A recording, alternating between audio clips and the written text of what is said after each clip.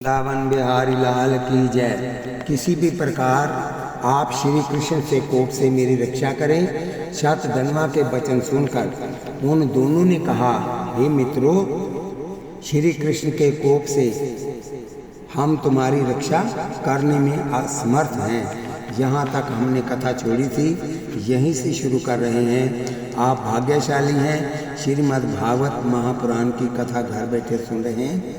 इसको subscribe, like, share कीजिए। जहाँ जहाँ ये आपकी शेयर की हुई कथा जाएगी, जो लोग उसको सुनेंगे उसका आधा फल आपको भी प्राप्त होगा। नाम भी जपिए और कथा भी सुनिए। हे राजन, शतधन्वा अपने मन में सोचने लगा कि सुख संपत्ति के समय में अनेक मित्र हो जाते हैं, परंतु विपत्ति के समय खोजने पर एक भी मित्र नहीं मिलता। सच्चा मित्र वही है जो आपदा के समय काम आए। इस प्रकार मन में बहुत पश्चाताप कर शतधन्वा कहने लगा, मित्रों, जिस मणि के लिए मैंने आपके कहने से सत्राजीत को मारा था, वही मणि अब मैं आपको देकर यहाँ से चला जाता हूँ और किसी निर्जन स्थान में अपने प्राणों के बचाने का प्रयत्न करता हूँ। श्री सुखदेव जी कहने लगे, हे राजन, इस प्रकार शतधन्वा बहुत सा विलाप करता हुआ अक्रूर को वह मणि देकर किसी शीघ्र गामी रथ में बैठकर सघन वन में चला गया। ये समाचार श्री कृष्ण को मिला तो वह भी रथ पे सवार होकर उसके रथ के चक्कर चिन्हों को देखते हुए पीछे पीछे चल दिए। उसके बाद ज्यों ही उन्होंने मार्ग में रथ को भगाते हुए शतधन्वा को देखा, यूं ही सुदर्शन चक्र को आज्ञा देकर उसका शीश धड़ से अलग करवा दिया। किंतु तलाशी करने पर भी जब उनके पास मणि नहीं मिली, बोलिए वृंदावन बिहारी लाल की जय, तो श्री कृष्ण निराश होकर वापस द्वारका को चल दिए। हे राजन, शतधन्वा के मारे जाने की खबर जिस समय अक्रूर ने सुनी तो वह वहाँ से सन्यासी का रूप धरकर काशी में चला गया। इसके बाद जब श्री कृष्ण को ये ज्ञात हुआ तो उन्होंने यदुवंशियों को भेजकर अक्रूर को द्वारका में बुला लिया और से मणि लेकर उसका अपराध क्षमा कर दिया तथा सत्राजीत का दाह संस्कार और अन्य क्रिया कर्म अपने हाथों से करने के पश्चात सत्यभामा को मणि देकर उनका चित्त शांत किया। बोलिए वृंदावन बिहारी लाल की जय। भगवान श्री कृष्ण का कालिंदी, लक्ष्मणा और सत्या आदि से विवाह करना। श्री सुखदेव जी कहने लगे, हे राजन, एक बार जबकि श्री कृष्ण पांडवों के पास हस्तिनापुर गए हुए थे, अर्जुन को साथ लेकर वन विहार के लिए सघन वन में गए। वहां जाकर उन्होंने देखा कि एक सुंदरी कन्या नदी के किनारे कुटिया में बैठी तपस्या कर रही है। उसे देख अर्जुन ने पूछा कि देवी, आप किसकी पुत्री हैं और यहाँ निर्जन वन में अकेली क्यों तप कर रही हैं? अर्जुन के ये वचन सुनकर उस कन्या ने कहा, हे भाई, मैं सूर्या ऋषिश्वर की पुत्री हूँ। मैं सूर्या ऋषिश्वर की पुत्री हूँ। मेरा नाम कालिंदी है। श्री कृष्ण के साथ विवाह करने की इच्छा से मैं यहाँ अकेली बैठकर तप कर रही हूँ, क्योंकि मेरे पिता ने बतलाया है कि श्री कृष्ण एक दिन यहाँ आकर अवश्य तेरी मनोकामना पूर्ण करेंगे। श्री सुखदेव जी कहने लगे, हे राजन, कालिंदी के ये वचन सुन कर अपने से अत्यंत प्रेम देख श्री कृष्ण ने उसे अपना परिचय देकर रथ पर बिठा लिया और हस्तिनापुर की ओर चल दिए। जैसे ही वे चले, मार्ग में उन्होंने देखा कि प्रचंड दावा अग्नि ने उस सघन वन को जलाना आरंभ कर दिया है।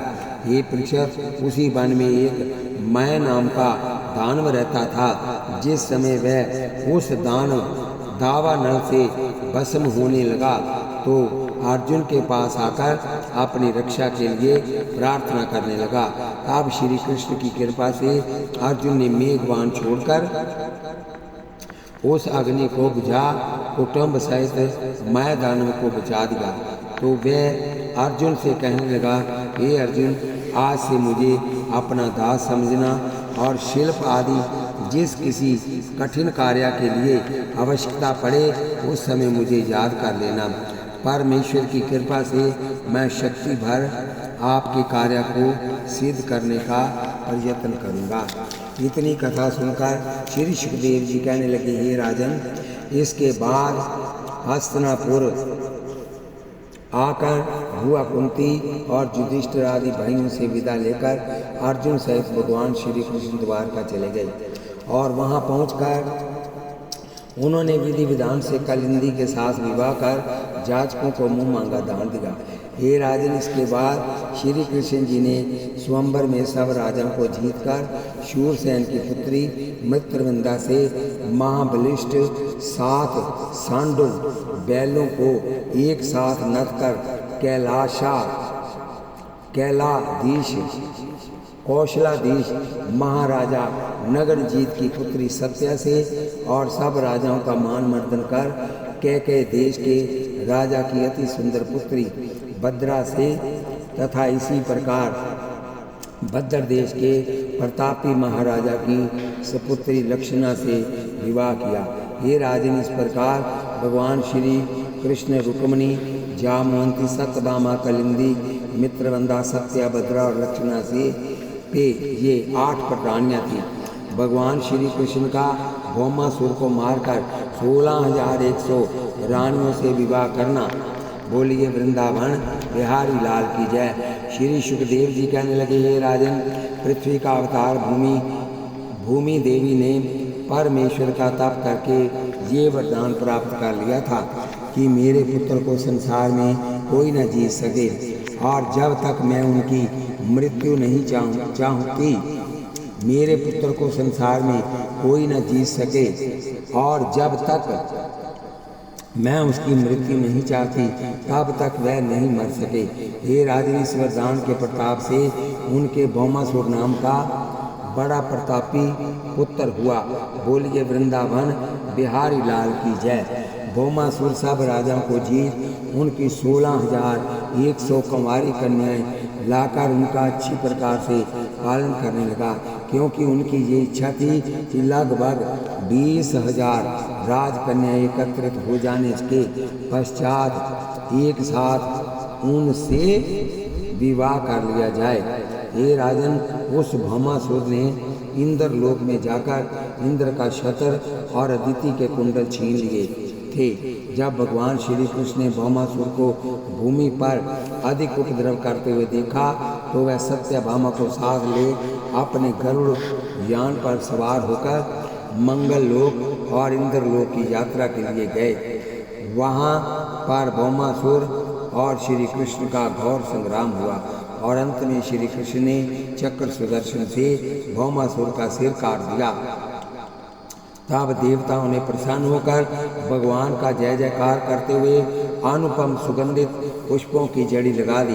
हे राजन, इसके बाद भौमासुर की माता भूमि उनकी स्त्री भौमावती को उसने पुत्र भगदत्त सहित साथ लेकर भगवान श्री कृष्ण के पास आई और उसकी बहुत सी प्रार्थना कर इस प्रकार कहने लगी, ये जगदीश्वर, आपने भूमि का भार उतारने के लिए और भक्तों को सुख देने के लिए अवतार धारण किया है। आते हुए भौमासुर के पुत्र इस भगदत्त को अपनी शरण में लेकर इसे निर्भय कीजिए।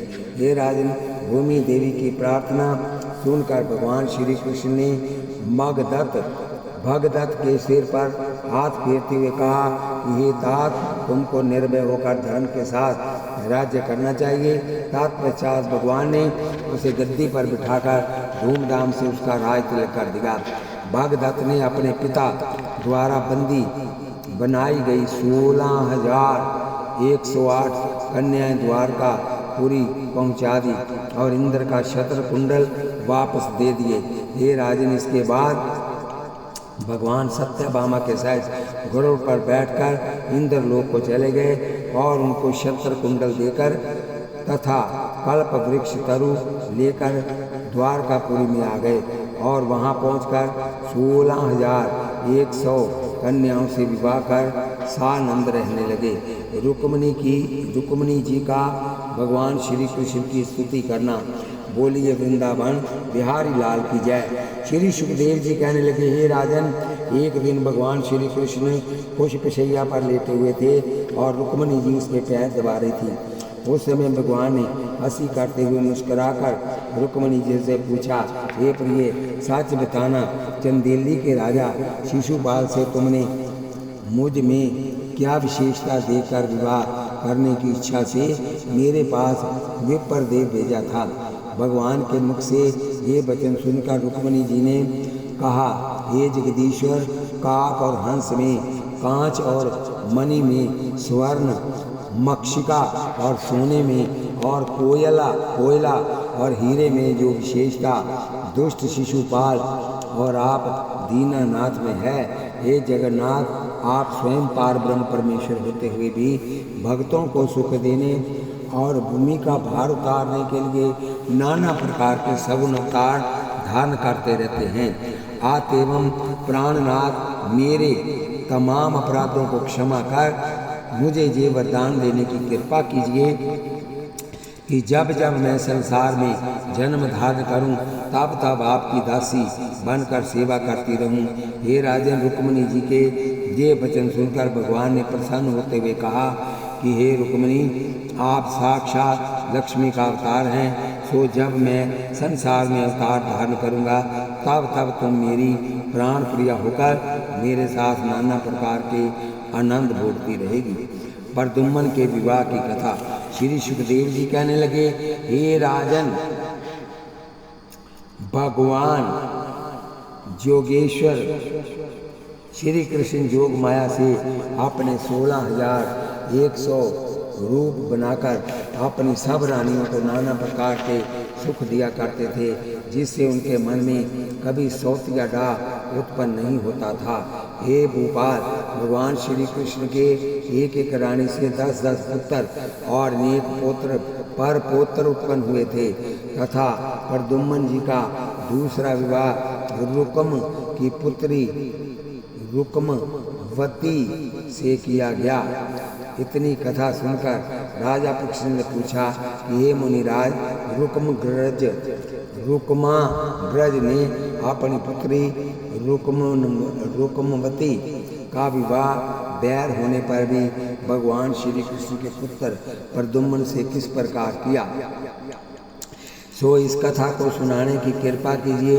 परीक्षित के ये वचन सुनकर श्री सुखदेव जी कहने लगे, हे राजन, यद्यपि रुक्माग्रज मन में भगवान श्री कृष्ण से बैर रखता था, परंतु जब उसने ये भली प्रकार सोच समझकर देख लिया कि उनसे बैर करने पर सुख स्वप्न हो जाता है, तो उसने अपनी पुत्री रुक्मवती का स्वयंवर रचकर द्वारकापुरी में ये समाचार भेज दिया कि हे श्याम सुंदर, मैंने अपनी सुपुत्री सौभाग्यवती रुक्मवती का स्वयंवर अमुक तिथि को रचने का विचार किया है, तो आप प्यारी बहन रुक्मणी और चिरंजीव प्रद्युम्न को साथ लेकर इस महोत्सव पर अवश्य पधारने की कृपा करें।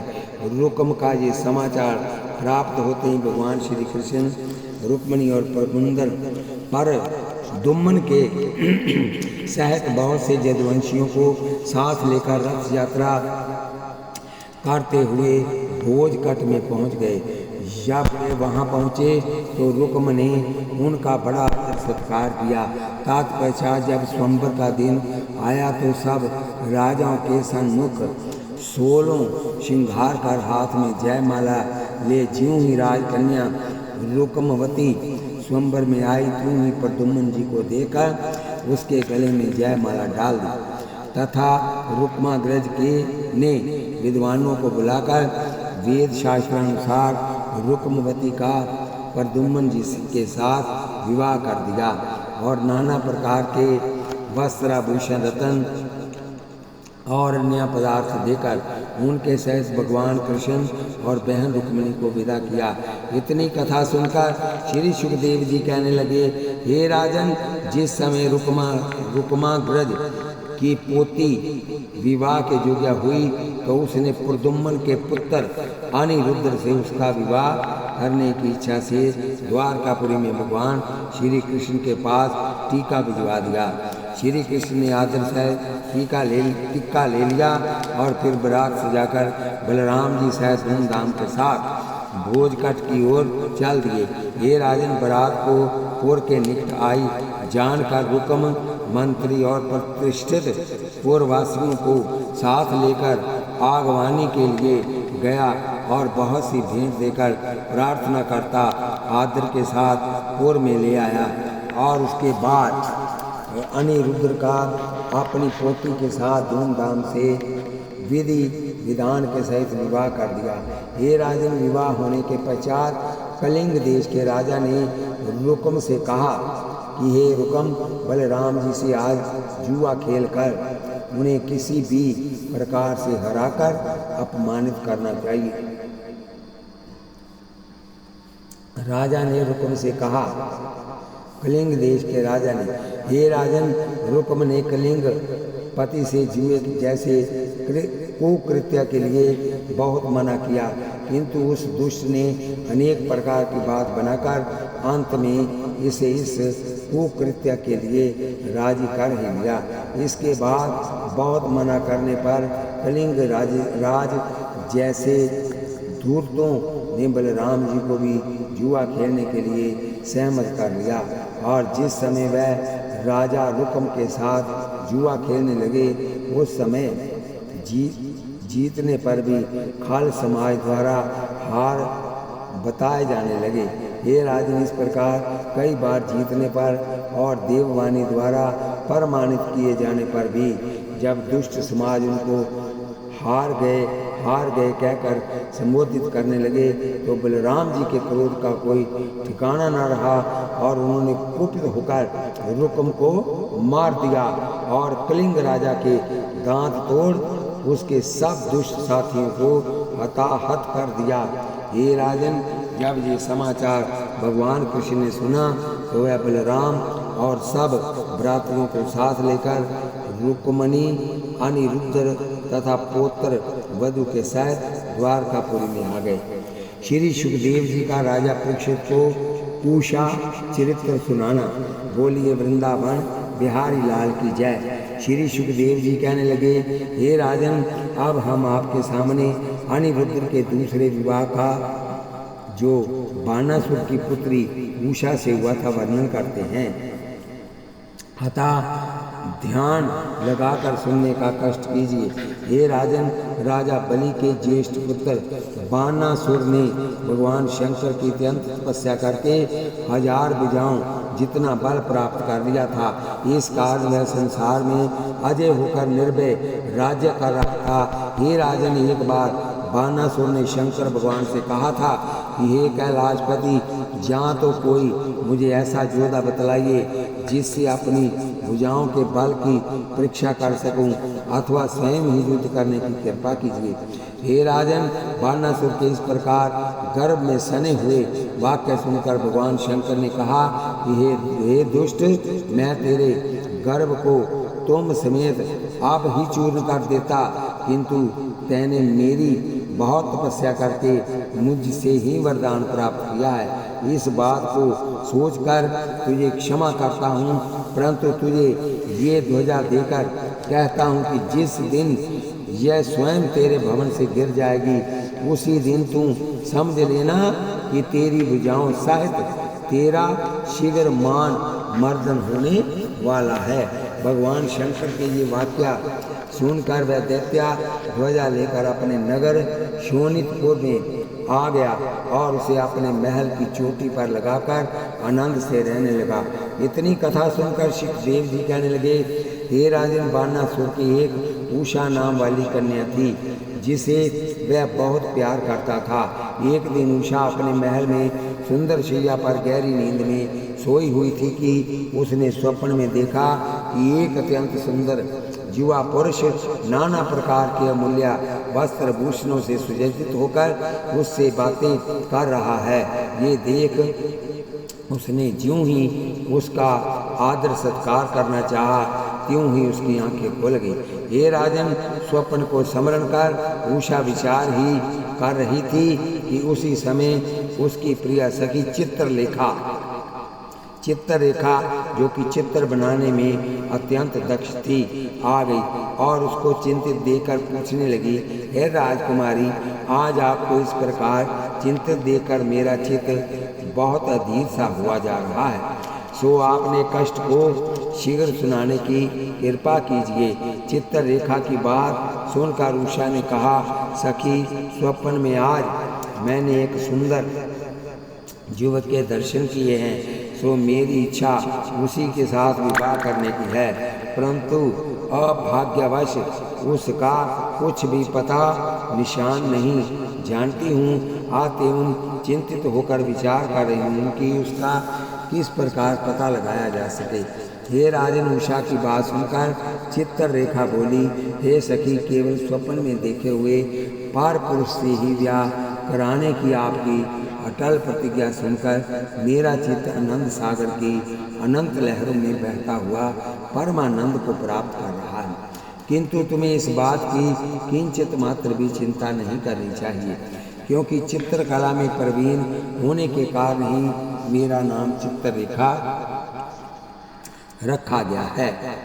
इसलिए चित्र द्वारा पहचान लिए जाने पर मैं उसका पूरा पता बता सकती हूँ, और इतना नहीं, आपकी आज्ञा होने पर यहाँ भी ला सकती हूँ। हे राजन, चित्ररेखा के ये वाक्य सुनकर उषा ने कहा, हे सखी, ऐसा करने पर मैं तुम्हारी सदा दासी की तरह सेवा करती रहूँगी। हे राजन, इसके बाद चित्ररेखा देव, यज्ञ, गंधर्व और विद्याधरों के चित्र खींच कर उषा को दिखाने लगी, परंतु उसमें कोई उसका स्वप्न स्वामी न मिलने पर भूतल के बड़े बड़े राजा, महाराजा और राजकुमारों का चित्र खींचती हुई चित्ररेखा ने जिस समय यदुकुल भूषण भगवान कृष्ण जी का चित्र खींचा तो उषा कहने लगी, हे सखी, मुझे स्वप्न में दर्शन देकर मोहित करने वाला इन्हीं के वंश में मालूम पड़ता है। आप एवं इन्हीं के वंश के चित्र खींचने की कृपा कीजिए। श्री सुखदेव जी कहने लगे, हे राजन, इसके बाद चित्ररेखा ने प्रद्युम्न का चित्र खींचकर ज्यों ही अनिरुद्ध का चित्र खींचा त्यों ही उषा ने चिल्लाकर कहा, ठीक है, ठीक है, हे सखी, बस स्वप्न में दिखाई देने वाले उसी नवयुवक का ये चित्र है। हे राजन, उषा के ये वाक्य सुनकर चित्ररेखा ने कहा, हे सखी, जगदी ख्यात पार ब्रह्म परमेश्वर के अवतार भगवान श्री कृष्ण जी के पुत्र अनिरुद्ध का जो चित्र है, सो इसे मैं शीघ्र आपके पास लाने का यत्न करती हूँ। हे राजन, ऐसा कहने के पश्चात वेश बदल का चित्ररेखा अपने वायुयान द्वारा द्वारका जा पहुँची और रात्रि समय अनिरुद्ध की खोज करती हुई उसके महल में चली गई। हे राजन, उस समय अनिरुद्ध सोया हुआ था, सो उचित समय जानकर चित्ररेखा उसे मूर्छित करने की औषधि सुंघाकर अपने विमान में लिटा शीघ्र शोणितपुर की ओर रवाना हो गई, और उसके बाद उसने उसे उषा के महलों में ले जाकर सुंदर शैया पर लिटा दिया। हे भूपाल, अनिरुद्ध के वहां पहुंचने पर उषा ने चित्ररेखा की बहुत बड़ाई करते हुए कहा कि हे सखी, आज से मैं तुम्हें अपनी स्वामिनी समझती रहूंगी। इतनी कथा सुन श्री सुखदेव जी ने कहा, हे राजन, इसी अवसर में ठंडी ठंडी सुगंधित द्रव्या पुष्पों की सुगंधित हवा लगने से अनिरुद्ध की आंखें खुल गई और उसने आश्चर्यमयी दृष्टि से चारों ओर देखते हुए उषा से कहा, ये बहन, अपना ये और इस भवन का परिचय देते हुए क्या ये मुझे बताने का कष्ट किया जाएगा कि मेरे यहाँ लाए जाने का क्या प्रयोजन है। हे राजन, अनिरुद्ध के ये वचन सुनकर लजाते हुए उषा ने नीचे नेत्र कर कहा, श्रीमान जी, मैं महाबली राजा भानासुर की कन्या हूँ और मेरा नाम उषा है। ये भवन मेरे पिता ने मेरे रहने के लिए निर्माण करवाया है। ये यदुकुल भूषण, स्वप्न में आपके दर्शन कर मैं आपको अपना पति बना चुकी हूँ, अतः आपसे इसकी स्वीकृति लेने के लिए आपको कष्ट दिया गया है। हे राजन, उषा के ये वाक्य सुनकर अनिरुद्ध ने कहा, हे देवी, आपकी जैसी पतिव्रता को पाकर ऐसा कौन अभागा पुरुष होगा जो अपनी प्राणेश्वरी न बनाकर आयु भर उसके कथानुसार न चलेगा। आते में, हे देवी, मुझे मेरे भवन पर पहुंचाने का कष्ट कीजिए, जिससे वहां जाकर विवाह के लिए आपके पिता से परामर्श किया जावे। यदि उसने प्रस्ताव को सहर्ष स्वीकार कर लिया तो बहुत अच्छा है, नहीं तो युद्ध में उसे पराजित करके तुम्हें ब्याने का सफल प्रयत्न किया जाएगा। क्योंकि जब तक पानी ग्रहण संस्कार न हो जावे तब तक प्रत्येक स्त्री को माता और बहन की दृष्टि से देखना मनुष्य मात्र का कर्तव्य है।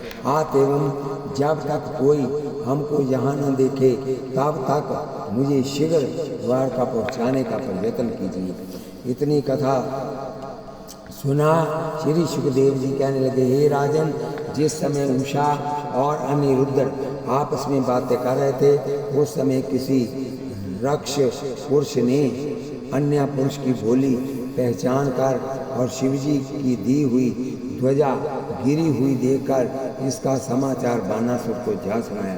सो उसने उसी समय अपने पुत्र स्कंद को बहुत से सैनिकों के साथ उसकी सत्यता जानने के लिए उषा के महल में भेज दिया। इसके बाद स्कंद ज्यों ही उषा के महल में पहुंचा त्यों ही अनिरुद्ध को वहां देखकर अपने सैनिकों के साथ उस पर टूट पड़ा।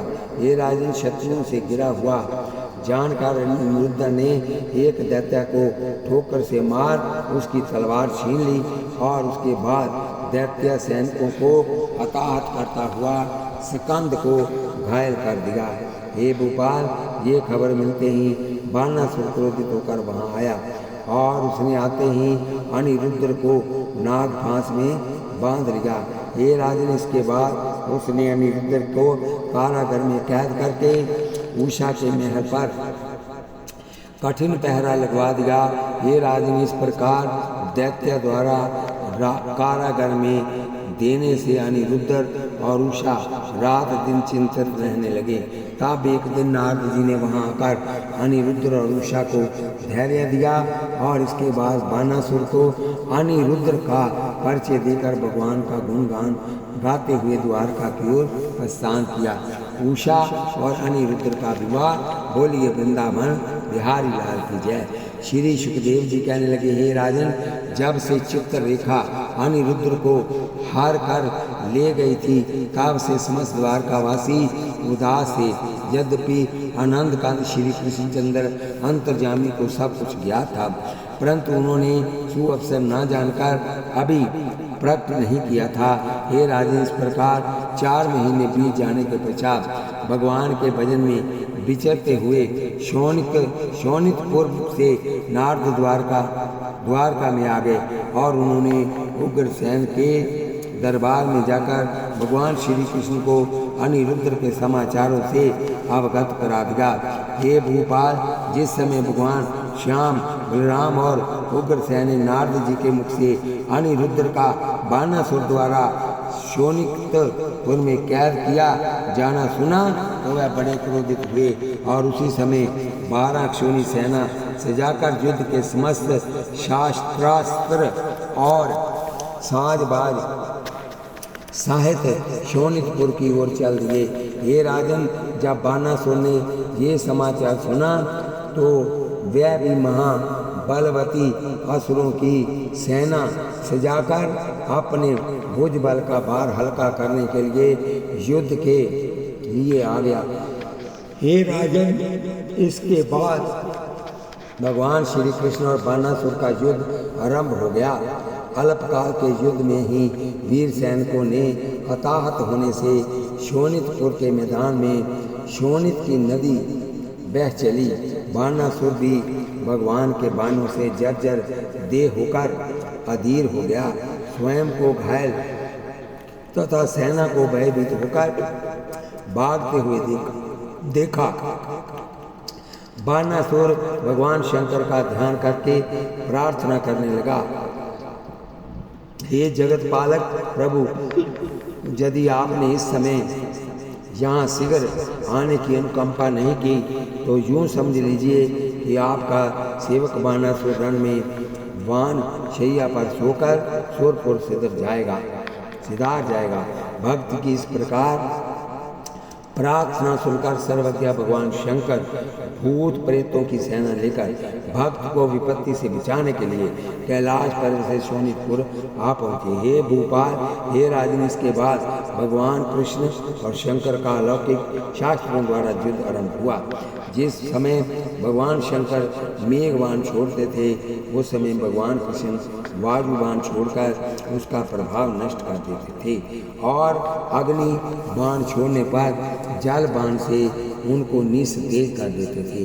हे राजन, इसके बाद आपस में शक्ति तोमर शूल गदा भूशुंडी परिग शतध्वनि शस्त्र ध्वनि और ब्रज आदि शास्त्रास्त्रों का प्रयोग होने लगा, किंतु भगवान शंकर के शास्त्रा भगवान कृष्ण द्वारा और भगवान कृष्ण के अस्त्र शस्त्र भगवान शंकर द्वारा निस्तेज कर दिए गए। इसके बाद ज्यों ही क्रोधित होकर भगवान शंकर ने श्री कृष्ण जी की सेना पर विषम ज्वर अस्त्र छोड़ा, त्यों ही भगवान कृष्ण ने शीत जल अस्त्र छोड़ उसे प्रभाव रहित कर दिया और इसके बाद सुदर्शन चक्र से बानासुर के रथ के घोड़े और सारथी मारकर ज्यों ही बानासुर का सिर काटने लगा, त्यों ही वह भगवान शंकर मेरी रक्षा करो, मेरी रक्षा करो कहकर चिल्लाने लगा।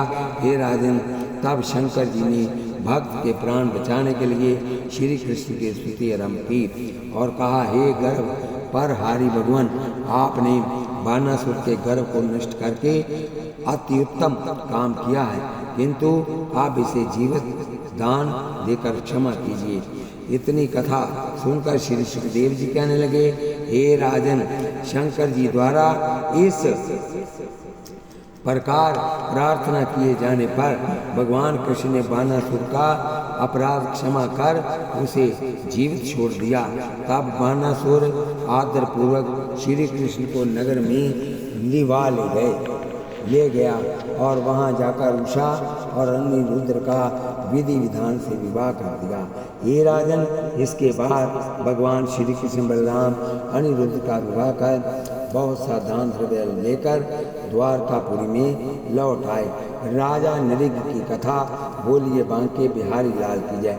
श्री सुखदेव जी बोले, हे राजन, भगवान श्री कृष्ण ने राजा नृग का जिस प्रकार गिरगिट योनि से उद्धार किया था, अब वह कथा कहता हूँ, सुनिए। हे भूपाल, इक्ष्वाकु कुल में नृग नाम का एक बड़ा प्रतापी राजा था। वह नाना प्रकार के रत्न भूषणों और द्रव्यों के साथ लाखों गायें दान किया करता था।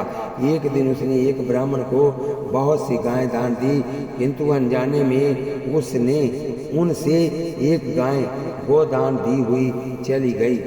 इसके बाद उस गाय का स्वामी अपनी गौ की खोज करता हुआ उधर आ निकला, तो उसने उस ब्राह्मण के पास अपनी गौ को देकर, भैया, ये गौ राजा नृग ने मुझे दान दी थी, आते हो इसे मुझे देने की कृपा कीजिए। तब उसने कहा, हे विप्रदेव, आप वृथा असत्य बोलकर आपकी भागी बन रहे हैं। देखते नहीं मैं अभी भी ये तमाम गायें राजा नृग के पास से लेकर आ रहा हूँ और आवश्यकता पड़ने पर इस बात की सत्यता को प्रमाणित कर सकता हूँ। हे राजन, इसी बात को लेकर उन दोनों ब्राह्मणों में वहाँ तक विवाद बड़ा कि वह दोनों झगड़ते हुए राजा नृग के पास आ गए। तत्पश्चात राजा ने उनकी बात सुनी तो दोनों को सच्चा समझकर हाथ जोड़कर प्रार्थना करते हुए कहा कि भूदेवो, यद्यपि आप दोनों सच्चे हैं, किंतु मेरी अज्ञानता समझकर आप निर्णय कर किसी एक को ये गाय दे सकते हैं और गाय देने वाला मुझसे लाख रुपया दंड का ले सकता है।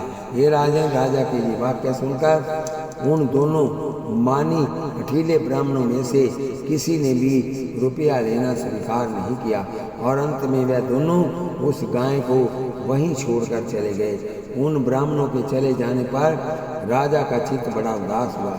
यद्यपि उसने इस दोष को मिटाने के लिए और चित्त की शांति के लिए बहुत सा दान पुण्य किया, किंतु प्रयत्न करने पर भी वह इस पाप को मिटा न सका। हे राजन, इसके बाद जब राजा समय पाकर मृत्यु को प्राप्त हुआ तो धर्मराज के पास ले जाया गया। उस समय धर्मराज ने राजा नृग से कहा कि हे राजन, यद्यपि आपने आयु पर्यंत धर्म किया है, किंतु असावधानी से आप द्वारा एक पाप भी हो चुका है। अतएव उसके लिए आपको दंडवश्य भोगना पड़ेगा। बोलिए वृंदावन बिहारी लाल की जय। इस कथा को हम यहीं पर विश्राम देते हैं और आगे फिर कथा करेंगे। इस कथा को सब्सक्राइब, शेयर और लाइक कीजिए और कमेंट बॉक्स में भी कथा के बारे में लिखिए आपको कैसी लगती है। और हर रोज़ आप इस कथा को सुन रहे हैं। आप भाग्यशाली हैं कि आपको घर बैठे ही ये कथा प्राप्त हो रही है। बोलिए वृंदावन बिहारी लाल की जय। बोलिए जुगल सरकार की जय। श्री कृष्ण गोविंद हरे मुरारे, हे नाथ नारायण वासुदेव। आप इसके आगे की कथा हम फिर करेंगे। बोलिए वृंदावन बिहारी लाल की जय। श्री कृष्ण गोविंद हरे मुरारे,